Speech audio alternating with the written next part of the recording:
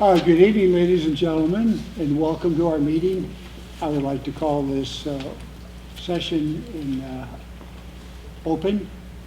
Nice to see all of you here tonight. First thing we have is the Pledge of Allegiance. So please stand, repeat after me.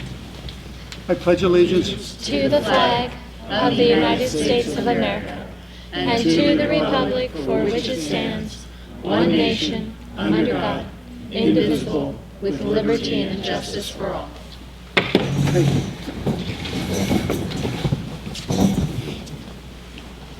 First order of business is to approve the agenda.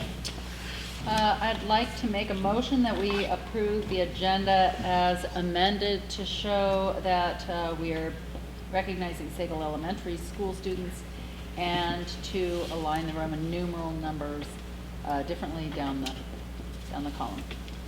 I'll second that. It's been moved and seconded that we approve the agenda as amended. Any discussion on that? All those in favor of the motion, please say aye. Aye. Aye. That motion is passed. Next, we have public comment. Nobody has signed up for public comment, but if anybody there would like to make a public comment this time, they're welcome to do so. Okay, I don't see anybody volunteering to do that. Next, we have administration. We're very happy to have the principal of Sago Elementary School and some of her students here. So we'll turn it over to Kathy Brigette. Thank you. And I'm honored to bring some of our students here today. And so I'd like to call them up. And so I have Colin Smith, Ian Mamama, Greta Beck, Jeremiah Palmer, and Hazel Pierce. These are sixth graders at Sago, and they all participate in our math club.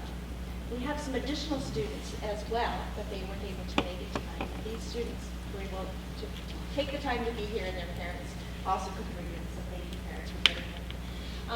They volunteer their time. They come twice a week to math club. It's before school, and they do math. But I'm going to let them tell a little bit about it, and then I'll add a few pieces to it. Jeremiah, do you want to start with what math club is? No, Ms. Cohen, you were going to start with what math club is all about. Math club is about students who want to enrich their math skills. Ian, do you want to add a little bit to that? Yeah, so like it's pretty much taking an extra second math because we're actually going higher than grade or sixth grade. Great. And at the end of it all, near the culmination is what we're working towards is math competitions. And Jeremiah, I'm going to add a little bit about what those competitions are. So, I think it's in about a month, we're going to go to the middle school and compete with the schools in Warren County.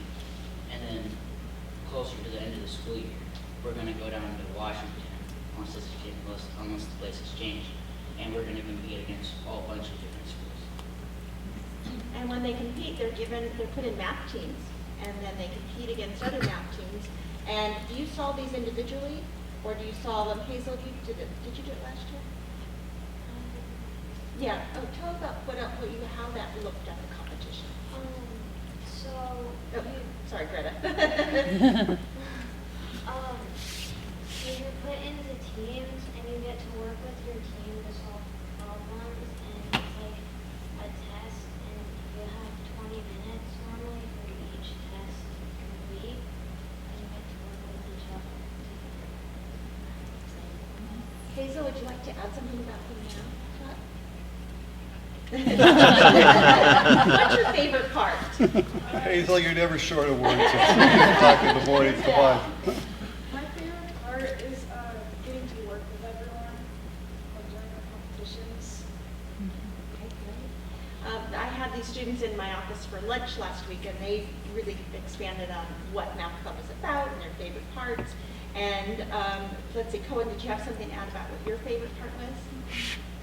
My favorite part was probably the collaboration and the problem solving. Ian, how about you? Did you have something else? Yeah, my favorite part about math club is because the math that we do is challenging, and I like challenges.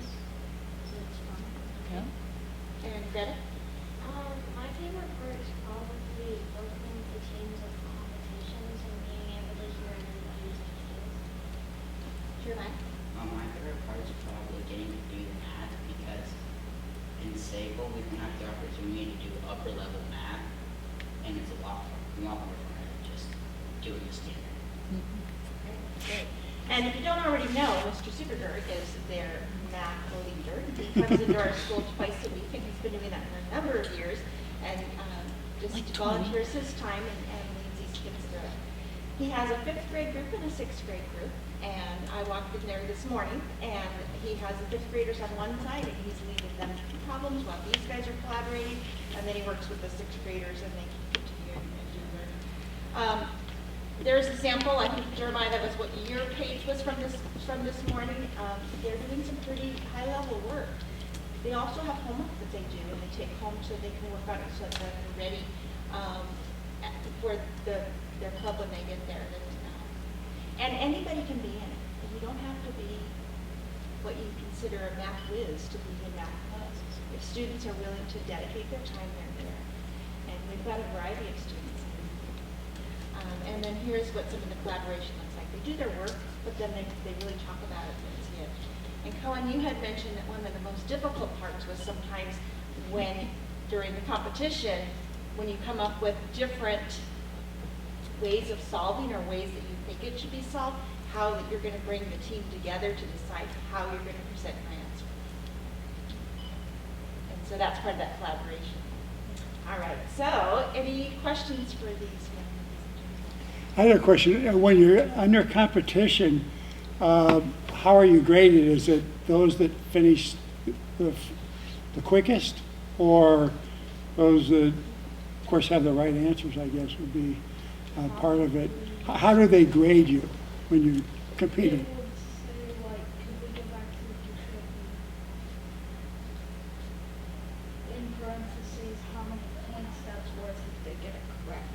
Okay, so then you add up all the points for all the different questions, and that determines the winner? But that's at the first competition. The second competition, the one in Washington, I'm pretty sure it's scored by at a standard. That's not, okay. Is time is that a factor too, how quickly you can do it? Yeah, because you only have 20 minutes normally for each test. How many are on a team? 4, 2 to 4. So can you pick somebody that's like good in fractions and somebody's good in percentages and somebody? Can you kind of cherry pick your team, or? That would be too easy. They don't get to pick the teams. They don't get to pick the teams. Okay. Team number blank, and then it says team numbers, and those are the spaces for people to put their names. Very good. Well, that's great. Well, gosh, thank you for coming and letting us know. Yeah, Any that's other questions? exciting. How many of you do it both years, 5th and 6th? Is it pretty common to stay in math club for 2 years? You have all were in it 2 years except for Ian, who's new this year to our school, but you guys were all in it last year. Yeah. Okay. There were quite a few kids that were in it, because I believe there was this one kid that had been in it for 3 years. There was 1 year where we had 4th graders. Oh, wow. Or 1 or 2 years that we 1 or 2 years, we had some 4th graders, yeah.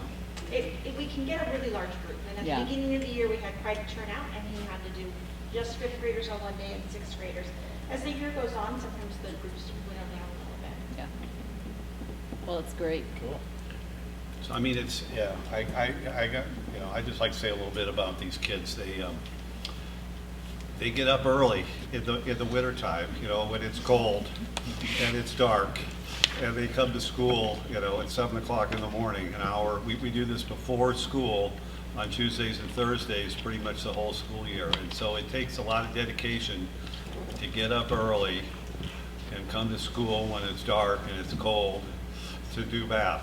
And I got a lot of respect for them. They work hard, they do a great job. This is a good group, and we've had a lot of success. And they have fun, Yeah. which I think is really, they're learning and having fun. That's a great combination. Well, that's great. So your Yeah. first competition's at Sandpoint High School, the Math Olympiad, Yes, and then you go to Eastern Washington University, is that correct? I believe so. So good. Is that right? Well, the site in Eastern Washington rotates. Oh, okay. Yeah, I wish it was always in Spokane. That would be nice. But lately, we've been going to Tri-Cities, Hanford. Oh, wow. Okay. Well, good luck in the competitions. Yeah.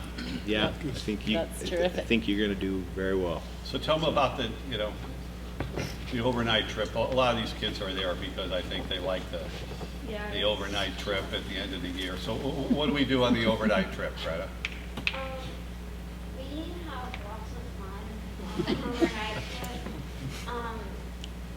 So we drive there one day, and then we stay the night at a hotel, and then the next morning we wake up and then we go to the competition, and then we drive. Great. And on their way down there, there's a couple of big stops as well. We always try to Stop do at something Gonzaga. fun on the way there. And then we get there early enough that we can, well, the main criteria in picking the hotel is what? Swimming Gotta pool. be pool. It's gotta have a nice pool. Yeah. Yeah. You gotta have a great pool. That's All true. right. Sweet. Well, thank you. Well, thank you very much. We appreciate it. And we do have certificates for you in recognition for being here. Cohen And we Smith. want to shake your hand and meet you personally. Yes. Cohen Smith? You're going to have to come got it. around here, honey. Congratulations. Greta Beck? Hey, nice going. Congratulations. Congratulations, Greta. Good job. Hazel Pierce? Nice, thank you for coming. Congratulations, Hazel. Ian Lamana? Thank you, too. Good job, Ian. Great job. And Jeremiah Go Steelers. Palmer. Never like that. Nice job. Good job. Congratulations. Good luck. Sorry, you're not all the way done. Okay.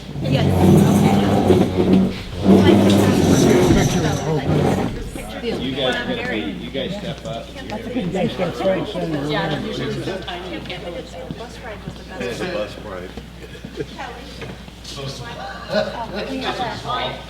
Lonnie, right here. I'm going on this end, you go on. Miss Brigette, do you want me to use your phone? Jeremiah, you're right in front of Mr. Albertson.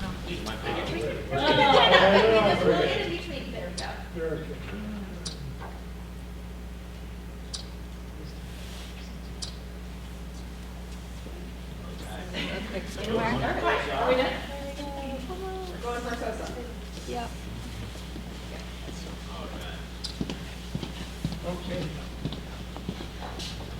Good work, guys. Good job, guys.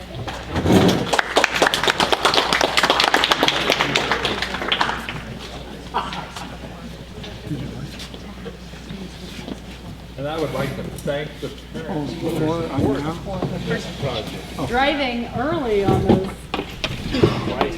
Twice a day, all year long? Twice a week. Yeah. All year long? Thank you. Are the students excused before your presentation? Yes, I'll have you continue on the presentation, but if you No, let them stay through the school presentation, then we can take a Well, I was break. just asking, yeah. Yeah. Well, that's did, right. if I'm asking what we're doing in school. Put that on our parents. All right, so then, again, very proud of our students, and we have a great group of fifth grade students, and we definitely appreciate Mr. Silver's work there as well. And then, so a couple things I want to talk about with our school this year. We have started a STEM program at our school, and that stands for Science, Technology, Engineering, and Math. And we really, a lot of teachers were already doing STEM projects or lessons within their classroom, and we decided to pull it together school-wide. And so the model that we created was that we would devote a Friday afternoon, an hour for every Friday afternoon, and that would be an hour where everything that was happening within our school was devoted to STEM. And so each teacher comes up with a lesson, and a lot of them cover all four areas, or some will just be a science lesson, or maybe they'll combine a science and technology lesson. And then they present that to their class during that hour. Every week, the students rotate to another classroom. The teacher stays there, and the students rotate to a new classroom so that they can get multiple lessons and then we rotate through. What's neat is that the whole dynamic of the school in that hour really changes. You know, there's often a lot of activity that happens in the school. When I walk down the hallways during the hour of STEM, there's not a kid in the hallway. There's nobody going to the bathroom. Nobody's coming down to the office. Nobody's going down to their classroom. It's really rare, and so they're so focused and engaged within the classroom during that hour, and it's just a different feeling that we have when we walk through the building. Some of the lessons that we have, that the teachers have been doing, is the first one is a teacher said the students had to design spinners, and the spinners were made out of blocks, and they spin. But they have to test it on different surfaces. Did it work on a table? Did it work on the carpet? Can you make it bigger? What happens if you make it smaller?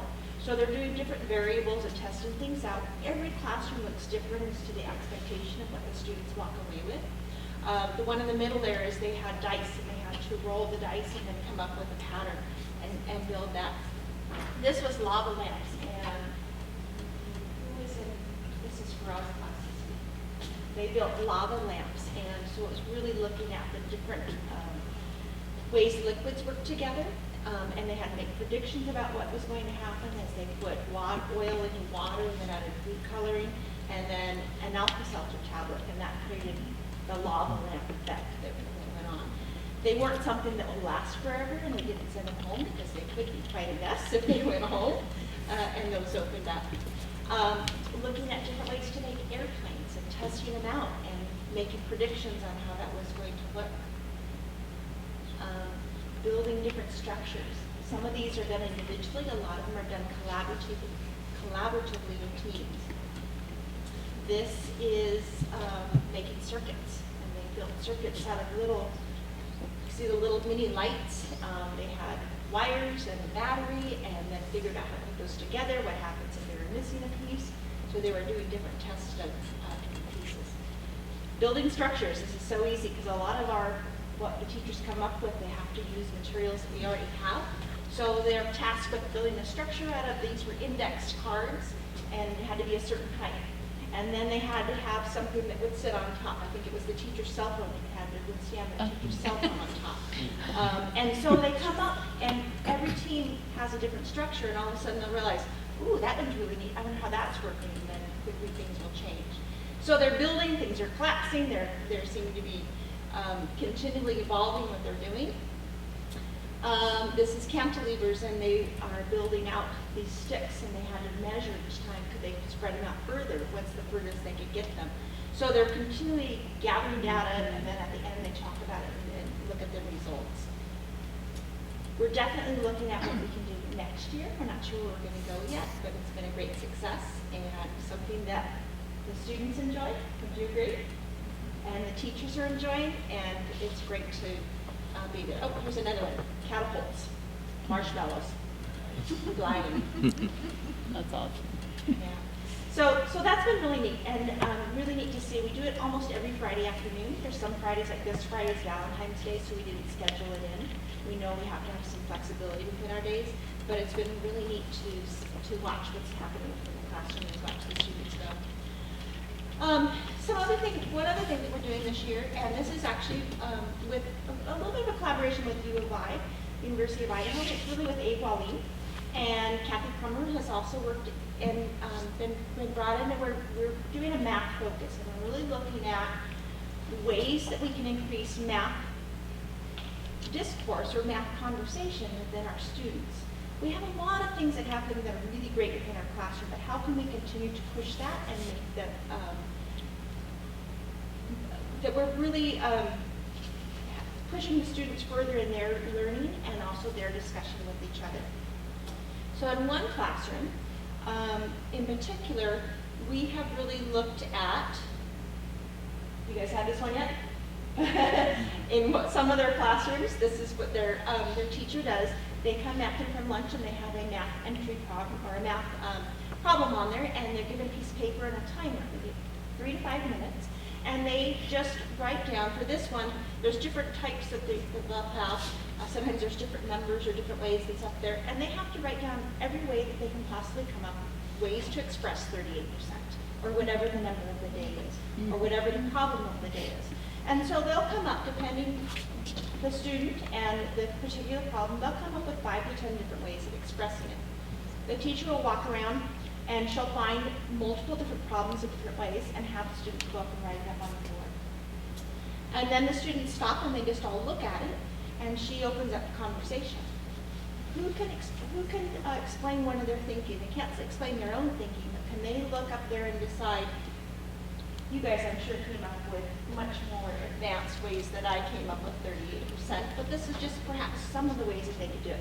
They can do it with drawings, they can do it with words, they can do it with expressions, and they start to talk about the map that they see up there. So one might say, oh, I never even thought about that 19/50ths was reduced fraction from 38/100ths.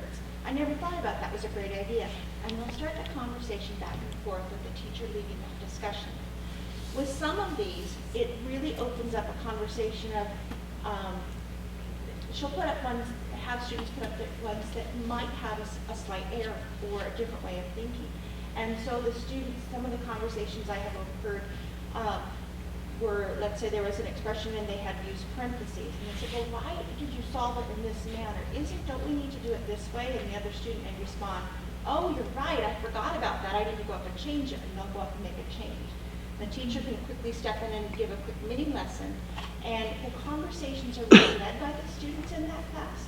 They have great respect for one another and their ways of thinking.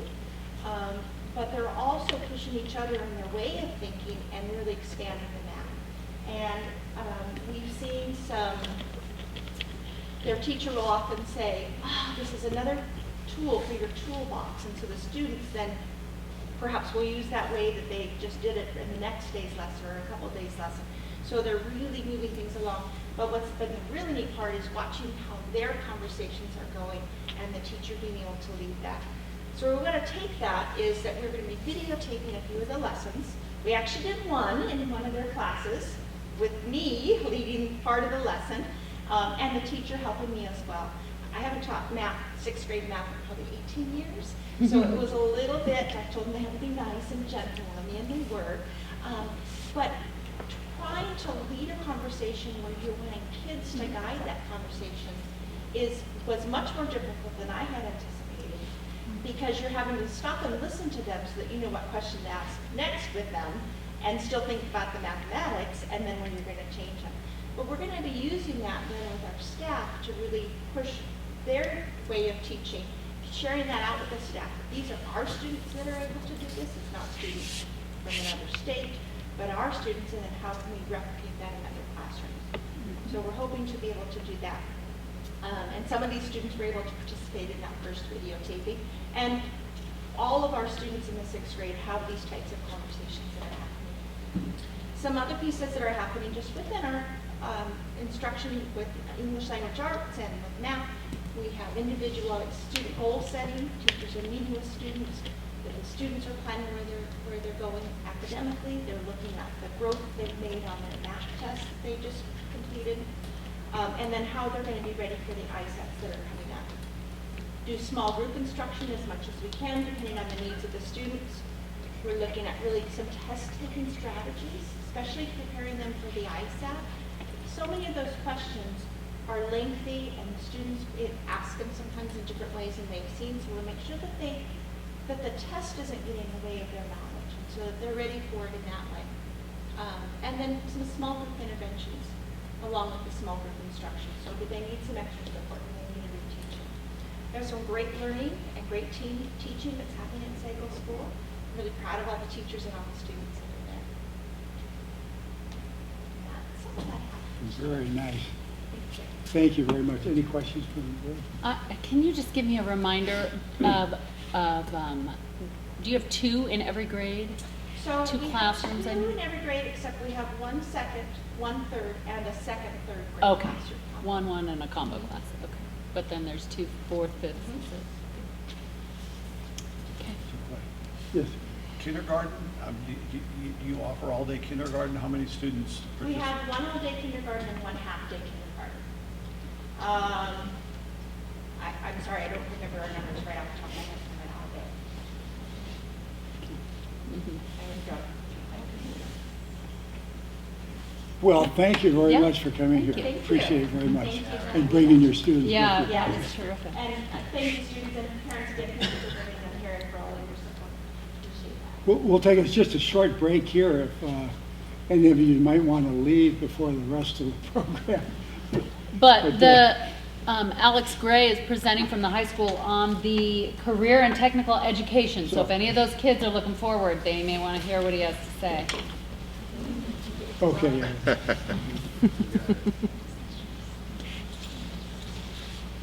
Okay, well, Alex? you're on next. You have the floor. Oh, there.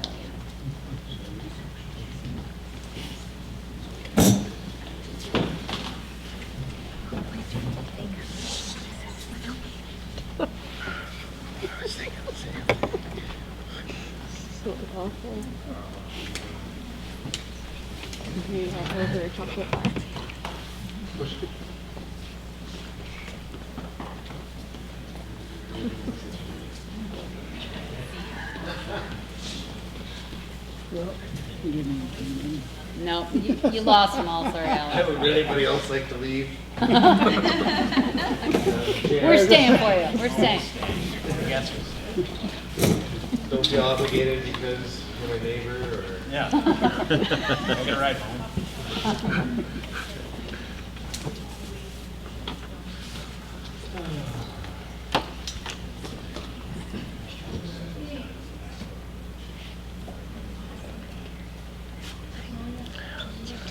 That's your dream.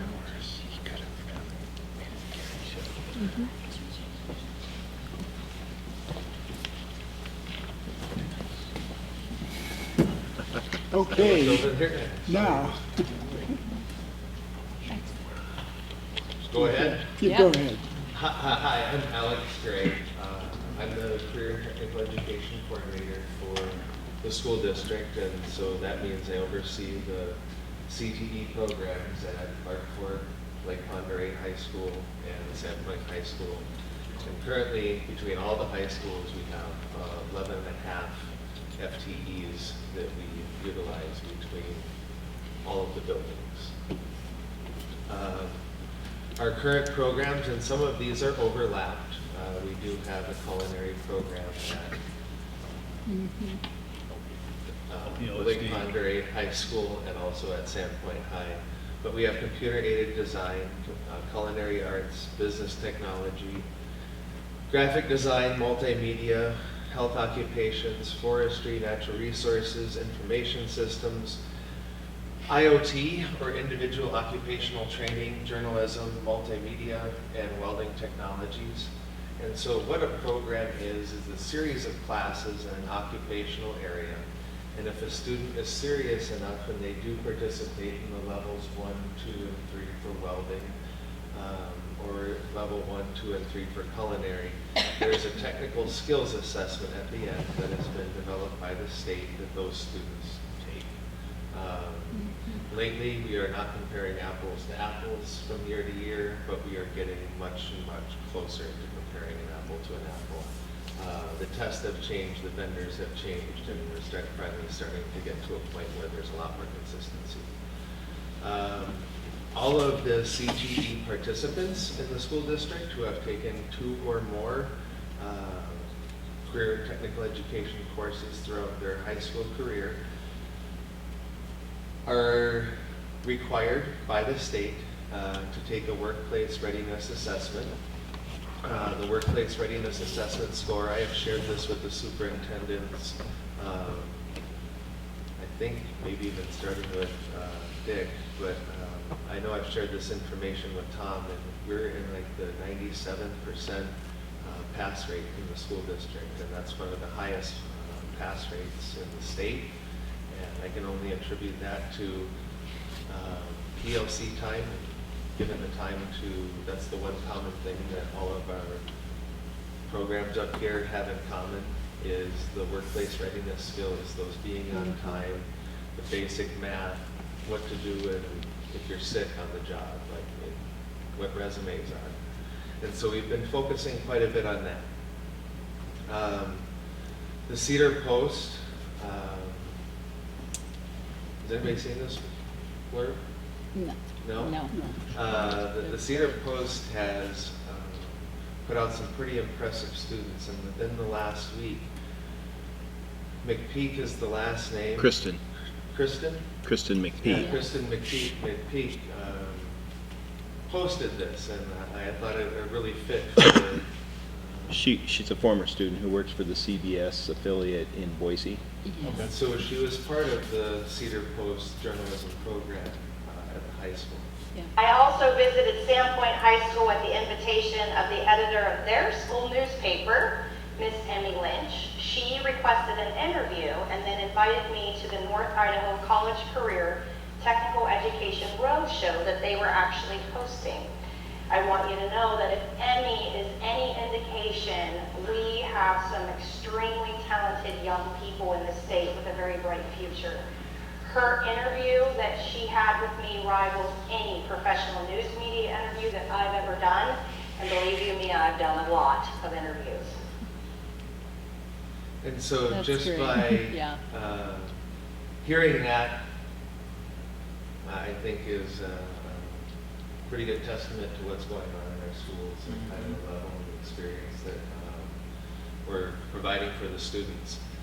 If I could just interrupt, sorry. Yeah, absolutely. I think what was very nice is you had a former Sandpoint High School student who went through the journalism program in the Cedar Post that was working for a CBS station that was actually working Yeah. at the Capitol building and getting Superintendent Ybarro talking about a current Cedar Post editor and the interview that she had when she came and visited Sandpoint. Yeah. And, Really So yeah, I didn't want to spend a lot of time Yeah. trying to explain that whole roundabout, but you did a really good job. Well, Yeah. Well, you're the superintendent. That's why But I'm no, saying that I think I'm just saying is that Yeah. the network, even nationally, Yeah. with Time Magazine, and you've seen all of this, but we're putting product out in the journalism world, it's just pretty incredible. Terrific. Yeah, stories have been picked up by national newspapers, magazines, and it's not like a rare thing. It's been more common in the past few years than a rare occasion. Our CTE programs, every single one of these, it doesn't matter if it's the Health Occupations Program, the Natural Forestry Resources Program, the Information Systems Program, all of these do create community connections. On the left-hand side, you have our Natural Resources program that is taught by John Hastings. In there, they are working with some trail maintenance people and creating a really good rapport with that group of people, and students are getting some experience, getting some mentors to work along with. The middle picture is of my daughter Kaya yesterday before she went into surgery, and my wife sent me the picture, and I noticed that there was somebody in the background. The young lady on the left-hand side, she is a CNA student at Sandpoint High School. My wife had been telling me, because I caught up during the day because she went in for shoulder surgery, that there was a really nice, CNA student who had, been very professional and very kind and courteous, and did make a difference in having her there. And didn't really know who she was, but I saw this picture, and so I decided to put that in there. These kids are, in environments with, they don't have to draw perception, what a pre-surgery room looks like. They get to go all over the place. They're going to Valley Vista, the bridge, and every assisted living home, watching surgeries if they want to, veterinary hospitals. So the students are going there, and then the picture on the right is Ting coming into my classroom. Sean Morgan from Ting had brought in a fiber splicer right into the classroom, which typically 10, 15 years ago you needed a truck, a PhD, and some other things just to be able to operate the machinery, and now you can do it on the tabletop if you can follow some basic procedures. There's some safety issues when you're working with class that small. But we actually fused glass, like on the tabletop in class. And had meters and testers and things that you could verify, you know, and tell us what they're looking for. Hands-on experiences, this kind of goes along with even the last slide. That's one of the things that we really focus on. We have a welding program where students have access to a CNC plasma cutter. If you don't know what that is, we have a 4x4 table that is computer controlled plasma head cutter on it. And it can cut up to, I believe, 1/2 inch steel. And it's a really kind of a neat tool to have in the shop to be able to show students that next level of what you can do in the welding field. And we can teach them how to use plasma cutters, but when you have a plasma cutter controlled by a pretty smart computer, you can do a really good job, and even better than any human could with any amount of time. We have our journalism program. You know, they're putting out a paper. They're going out and talking to people. They're doing the announcements every day. The story from last year, Tori Hewitt working at Coachella, you know, she got lots of hands-on experience where that really solidified, I think, what she wanted to do post-secondary. And then there's the health occupations area, the CAD area. Those are all very immersive type subject areas where a connection, I really think, is built with the teacher. To get them to do this, right? And in order to high school kids to be able to do what they're doing. This one I brought up, I know the board, I believe last time, I think it was Gary or somebody mentioned something about, you know, apprenticeships and what are we doing. This has been an uphill battle. We've been really trying hard to, Nayla Morton and I, she's our IoT coordinator, working hard with local businesses to try to get true apprenticeships set up. We've run into some obstacles, and we are trying to overcome them. As Mr. Alberts would say, we're looking for solutions. But Idagon has been interested, but we have kind of, that one is kind of shrinking and fading due to some of the regulatory stuff that they have to fall within. But we have been successful with Idaho Forest Group multiple years in a row. This was one of the headlines, the middle picture. Apprenticeship gives SHS grad a head start. Throughout the article, it talks about how going through school, you got to work there. It was pretty hard to work there and to go to school, balance those two. But I think the story ended when he's signing on at Kaiser, you know, for, I think it actually mentioned it in the paper, for like $80,000. And so that I was very impressed with. We have been working with White Cross Pharmacy to place students in true registered apprenticeships. And the last one that we're really trying and really seeing some interest in is the North Idaho Massage Academy, because there are some courses that they're required to take through the state board that actually overlap with what we can offer at Sandpoint High School. And so we're trying to develop more and more true apprenticeships for students here. And it's not for everybody, but it's for a few of those students who want to go out, go above and beyond. This isn't all of them. I threw these together today. But we offer lots of different clubs and certifications for students to earn and to belong to at Sandpoint High School. Business Professionals of America on the bottom left, we have our business program and my program compete in that every year, I think, since I've been participating in it. Before I've been participating in it, we have had students qualify for nationals. We have had students win first place in desktop publishing by Tyson Bird a few years ago in BPA. Ronnie Korn placed second in computer networking through me a couple years ago. Other certification, we have a welding club. Our welding group participates in Skills USA.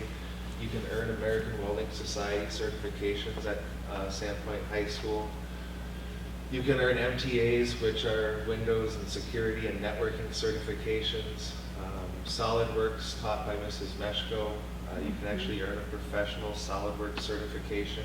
The Fast Forward dollars pays for any and all of these that don't have some other agreement through the state where we get them for free. So there's lots of opportunities through the CTE area for those students to have a sense of belonging. And one of them that I didn't mention is mine, but one of my clubs up there is, which is Cyber Patriot. That's our cybersecurity club. And this last year was probably one of our best years, and we placed first and third in the state of Idaho, which I thought was pretty good. But what I think is most impressive is since we've started this club, and I think you were principal back in 2015-16, when we first started this, and it was just a conversation in the conference room there. What is this? Can we do it? You want to be in charge? Yes, you do. Let's go. And we've been first place in Idaho ever since. And so I'm very proud of that group as well for all of their efforts.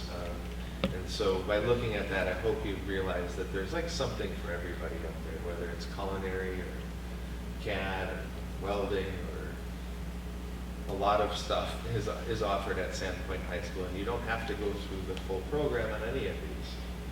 You can just take one or two classes, take a culinary class, decide you don't like being in the kitchen. Take a business class, you decide that's where you really like to be, you can focus there.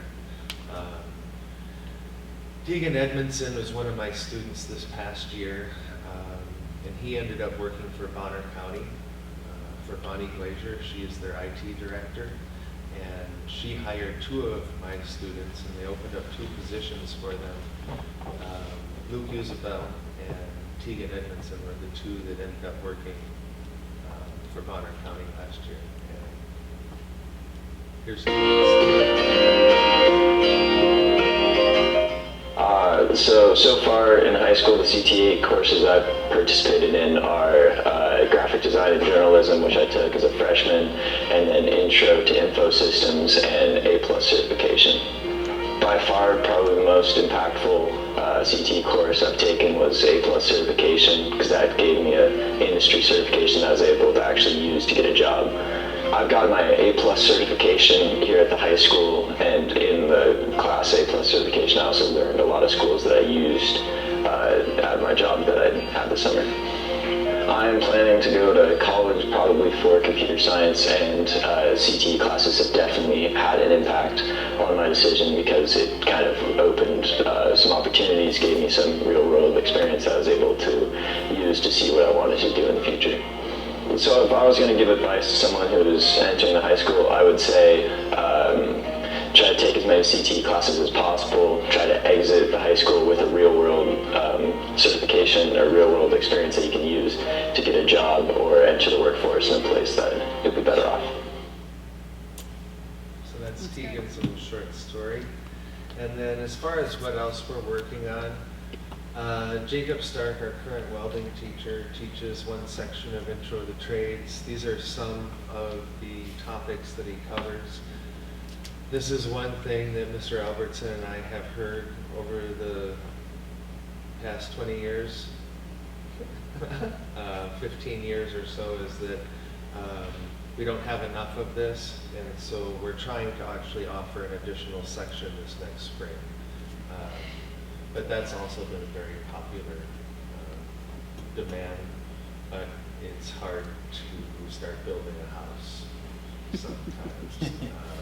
And so we're looking at starting this small and doing good things for the community. We're not trying to take away from anybody's contract work or anything, but we're still we're working with the residential carpentry program, which is a program that used to oversee the residential carpentry program that existed several years ago. And we've been meeting, and Tom has been part of that meeting, right? You were at that last one? I didn't make the last one. You didn't make the last one. But we're working on trying to develop other ways to support these students that are interested in the trades. Matching them up with people in the community, and that's what's kind of our spur with Idagon, but we've kind of hit a roadblock there. But we're always looking for different avenues and different legal ways to get kids, you know, that experience, because some of these are, you know,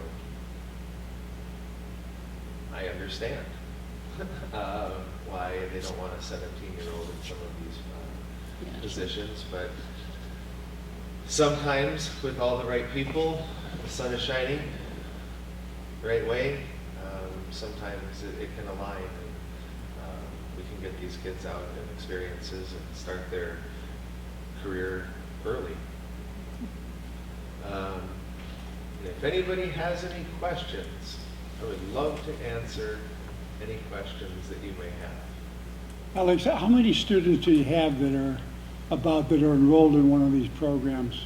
This at year, one time? I have the exact number. I was looking at it. It's like between all the schools, it's not disaggregated. But it's almost every single student. This year it was 1,029. Last year it was 1,041. That equaled, last year, I don't have the percentage of this year yet, but last year it equaled 86.61% Of the of our students participated last year. I don't have the percent. In at least one CTE course? In at least a CTE course. It's During the school year, during one school year, 86% of the students participate. take a course coded as CTE, correct. That's great. That's terrific. So how about Clark Fork High School? Do they have? So Clark Fork has Marty Jones, and what they have out there is a small rural environment that is really hard to offer an entire health occupations track. It's hard to offer, you know, a business track. And so what they have done is they've been lucky enough to have Marty Jones. Marty Jones is a returning teacher, math teacher from out there that has a lot of industry experience. He has created a technology education, what they call as a cluster program. And what that cluster program means is that he can pick more a little bit a la carte, meaning he can teach a robotics class, he can teach a construction class, he can teach a welding class, and he can teach Like a mechanics class? mechanics class, small engines class. He could teach all four of those. It doesn't equal anything, but at least it exposes that smaller group to some of those things, and with the hope of spurring some passion, and, you know, hopefully by doing that, having those connections in the community really help. All of our programs that I mentioned at the very beginning, each and every one of us have an advisory committee that is made up of local professionals. And so for mine, I have the information technology program. I have Coachella, Lighthouse, the Bonner County Library, Bonner County, all the IT directors from those places. We meet a couple times a year, and the same thing with all of our areas.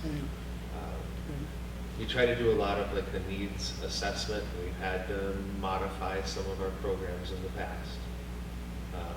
Even what the community wanted, what the student body wanted. Right. Well, that's great. It's really Yes, is. sorry. Gary. Yes. So can you go back to the slide where you No. list all the different programs? No. Okay. Yeah. Okay, so this is very impressive. So in all of these programs, is there some level of competition? I'm a big believer in competition, you know, where they can compete against other schools, other programs. Absolutely. And that's also, why I briefly touched on that. And how many of the programs can they earn, you know, certifications if they're proficient? And so it varies. And so like Melinda Neiman's business technology program, they have an opportunity to win or earn quite a few different certifications. Example, they can earn one in Word, Excel, PowerPoint, you know, all these intermediate, then there's an advanced level for all of those. But at the same time, it's not comparing an apple to an apple But our health occupations also offers a certification, and it's called our CNA. It takes 2 years in order to like earn it and bank the hours and, you know, be able to do the hands-on skills. So we're not really comparing always apples to an apples when you say certifications. Well, you have 20 over here and 3 over there. Well, we might have 3 CNAs, and it might only be 2 students over there that earned all of the other ones. But I offer the A+, the Network Plus. Those are industry certifications, and quite a few other ones. Cyber Patriot, I think I touched on that one a little bit. We compete nationally. We compete against 5,000 other teams. And I just have to say, it's very impressive to see those teams compete when they're up there, and they get a problem given to them, and they just are. I'm very impressed. I mean, I know your journalism students compete nationally. Yeah, the JEA. I ran into you in Dallas. Yeah, that was at BPA. That's the bottom one. I mean, it's like these students. The cool part is that a lot of these students develop relationships with the teachers, and it's the longevity that a lot of these teachers have. It's the ability to know that Jake Stark is going to be downstairs for these welding kids next year. That means something. Same thing for me. Having me upstairs, a lot of those kids kind of look forward to having that, you know, Cyber Patriot team to have the, you know, kind of work their way up. All of this comes from strong staff. We're lucky enough to have Liz Smith for our health occupations program, and I think that is changing, you know, to fit her and hopefully to the needs of the students just a little bit better. But there's competitions in all of this. And I'd Health say occupations, technology, business, journalism, the forestry contest we still participate in. And Alex is too humble of a person to give himself enough credit, but he has just done an excellent job of guiding these programs in our district, and I'm always looking at ways, listening out in the community. You know, things are changing. So, you know, even when we heard the presentation from Idaho Forest Group, where soon out at Riley Creek you may only have five people that will touch lumber. They're looking for people who are in information systems and IT people to run the sawmills.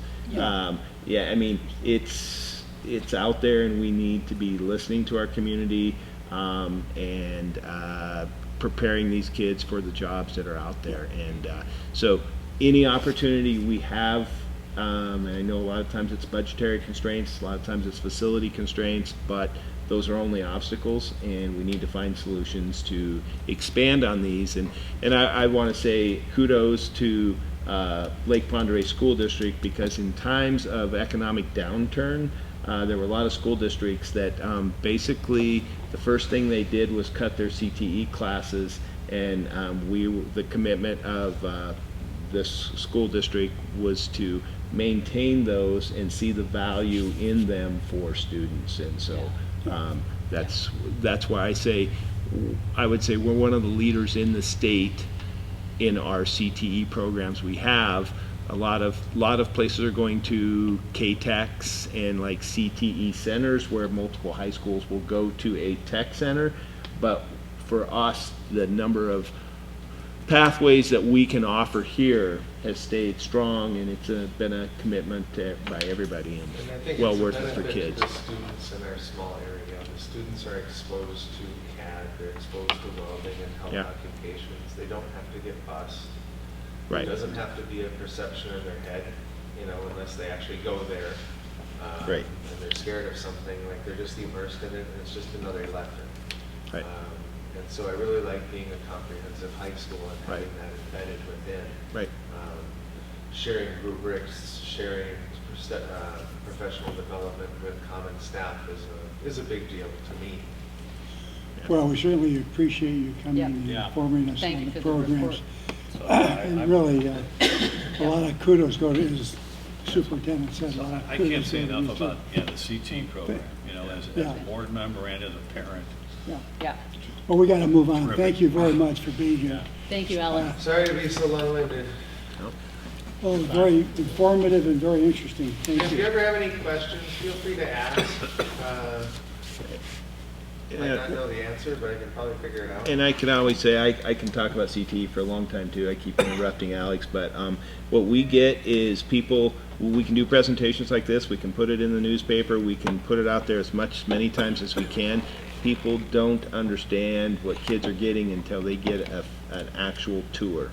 And so anytime we have an opportunity with people in the community that want to tour our programs, we welcome that because Or they are if you in work awe. at any of these places, or have connections in there. Yeah. Go see what these kids are doing at Bonner General, go see what they're doing at Coachella. They're doing it. They're doing it. They're Yeah. doing it. Thank you. Yes. Okay, we're going to move on to action items. The first one we have here is a consent agenda. So I'll entertain a motion to approve that. I'll make a motion to approve consent agenda. Second. It's been moved to second to approve the consent agenda. Any discussion? No. Therefore, all those in favor, please say aye. Aye. That motion carries. Thank you. And now we're down to announcements. Superintendent? Yeah, I have some real exciting news. I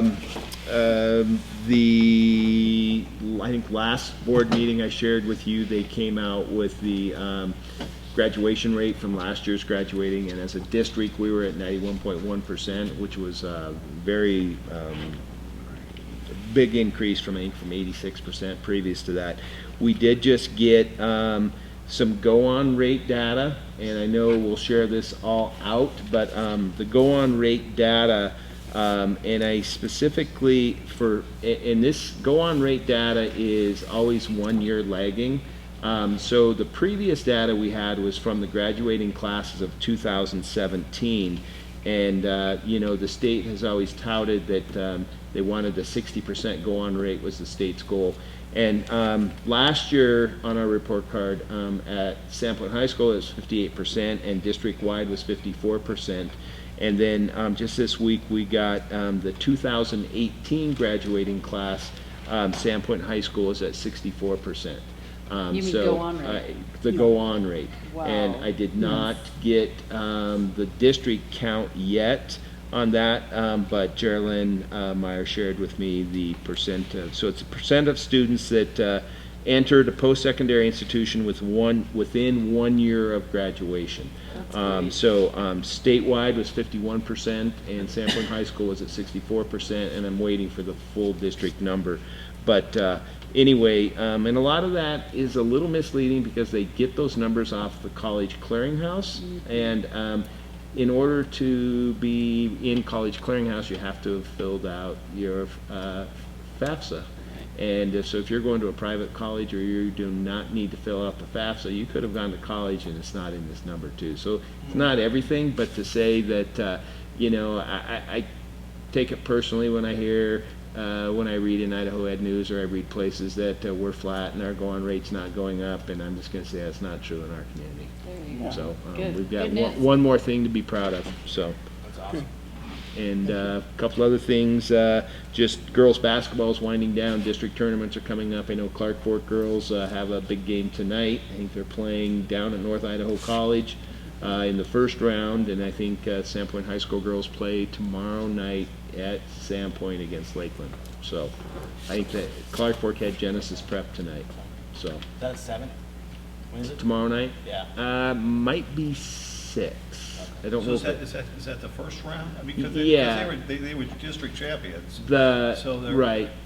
So Probably gonna buy. Lakeland played Moscow Monday, yesterday.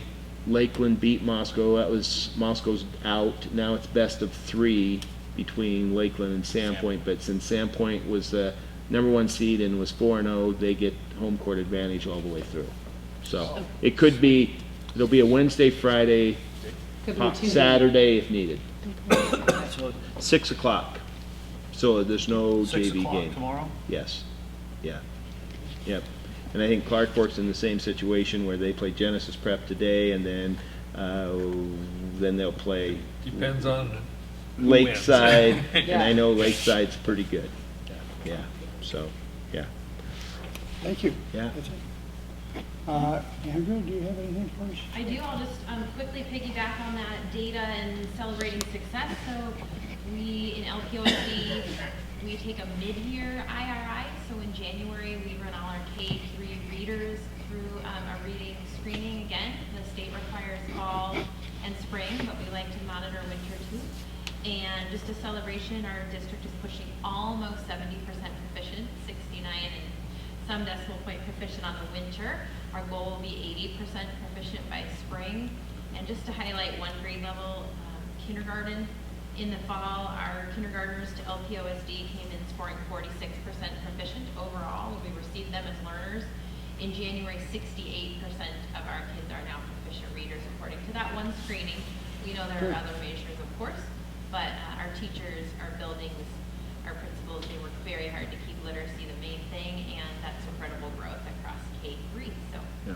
So Well, thank you. Yeah. Do you have any data on the kindergartners that are all day versus half day? We can tease that out. We can separate those by homeroom classes. I don't have that with me today, but it's absolutely interesting. And that research behind time on task, time spent learning is pretty critical. So. And this midpoint data is exciting for us to be on target to reach our goal in the spring. Yeah. And awesome. pretty amazing what these teachers are doing in a classroom of kindergartners.